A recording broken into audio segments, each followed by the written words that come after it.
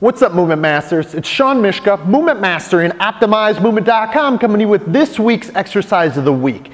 And today we're going to talk about making our traditional pro agility, or what some would refer to as the 5-10-5 drill, into a legitimate agility drill by just making some slight adjustments.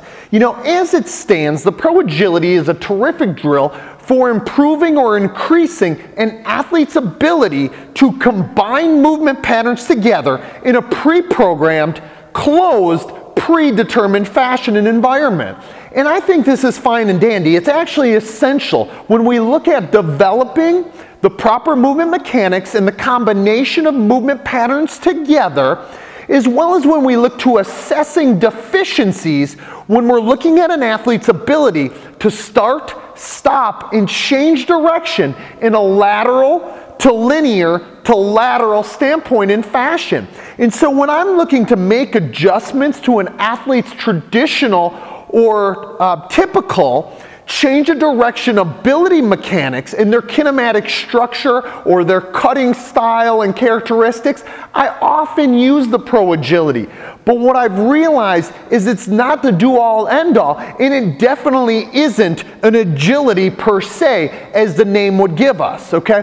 Those of you who are wondering what I'm talking about, it's something that's used a lot in American football circles, and it's used again with the 5-10-5 distinction in many cases as well, where an athlete would start at the middle line. Notice my 3 cones here. Some people also call it the 3-cone drill, where you're starting at the middle line in one of these types of positions. You can either have an open step to power yourself out, or you can utilize a crossover to then come 5 yards, turn, stop, change direction, go back 10 yards, and then come back through 5.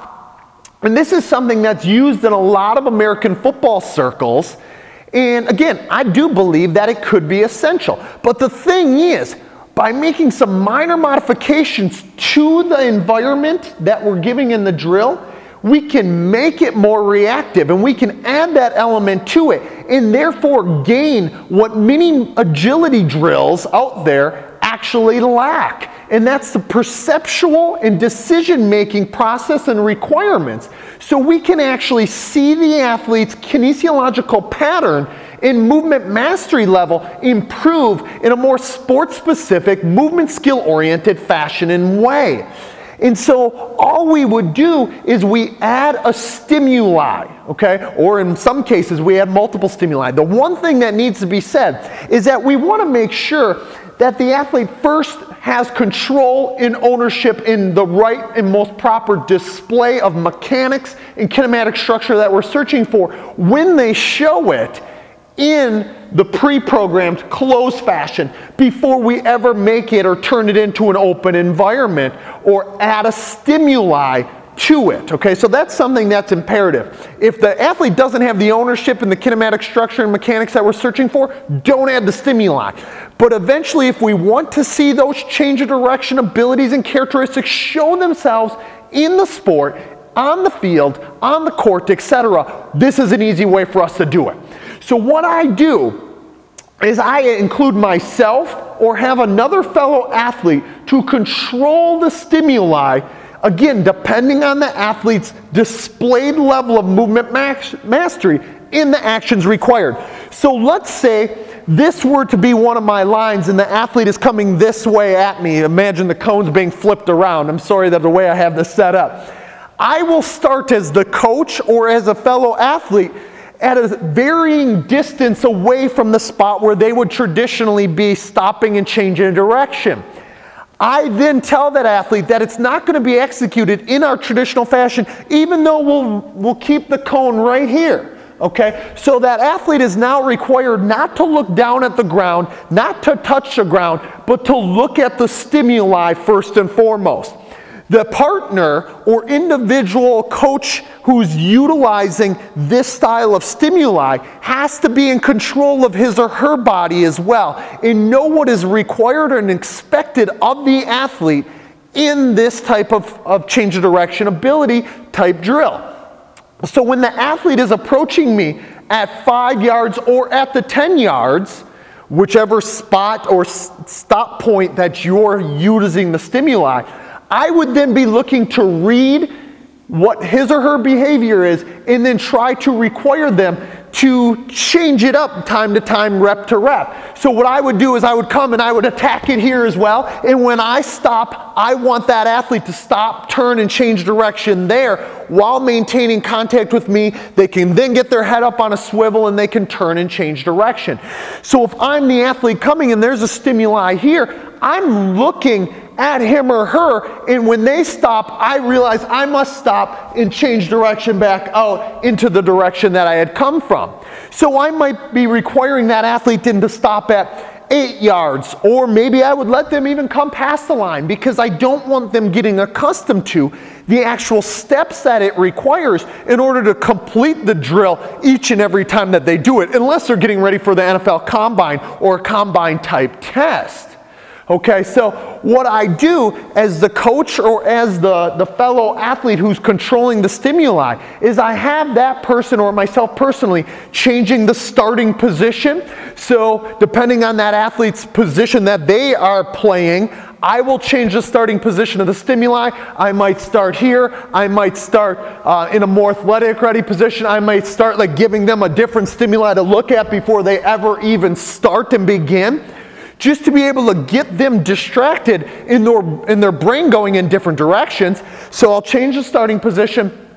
I'll change the movement actions that the stimuli themselves are displaying. Okay, so the way that I'm attacking, I might change, the directions that I'm coming or the way that I'm moving in order to get them, again, distracted and still have to be able to focus on the ownership in the kinematics that they need to display.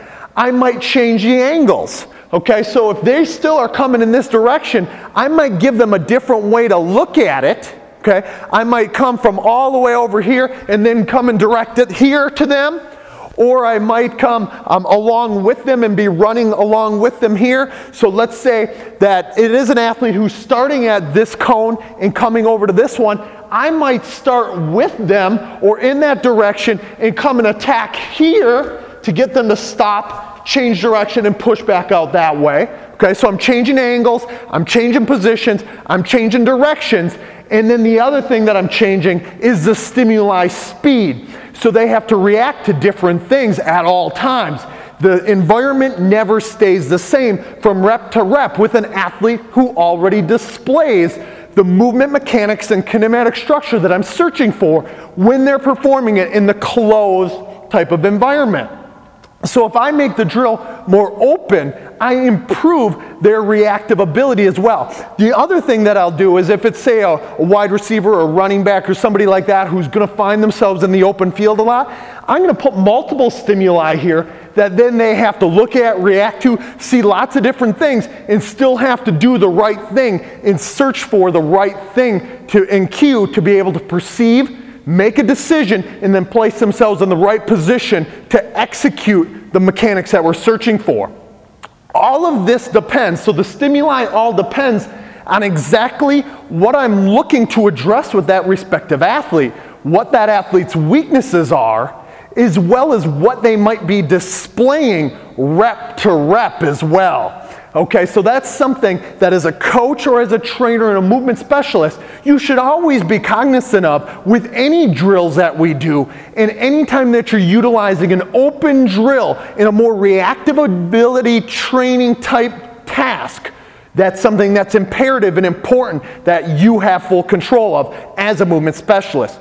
But what we find in any case is that rep to rep variability in the drill starts to allow that athlete to improve their technical movement mastery drastically, because that variability requires them to constantly adjust and have their own ownership of the movement patterns that we're searching for. So this is a quick, easy way for us to modify an often used drill once athletes display levels of movement mastery that we're happy with in the closed environment. By making it more open, we can make it a whole lot more effective as well and get a lot of missing pieces to the puzzle that we often find, especially if we have a situation where we're coaching a lot of athletes at a respective time.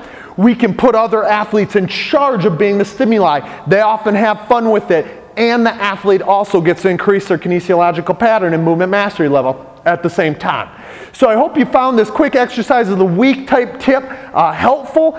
Go ahead and experiment with it with your athletes that you're confident with, and you believe that will have the ownership. You're going to see their in-sport movement mastery level of those respective mechanics and kinematics that we're searching for improve drastically as well. So for another exercise of the week, this has been Shawn Myszka, OptimizeMovement.com and Movement Mastery. Till next time, Movement Masters, let's go out and get it, and let's all continue to master the art of optimizing movement.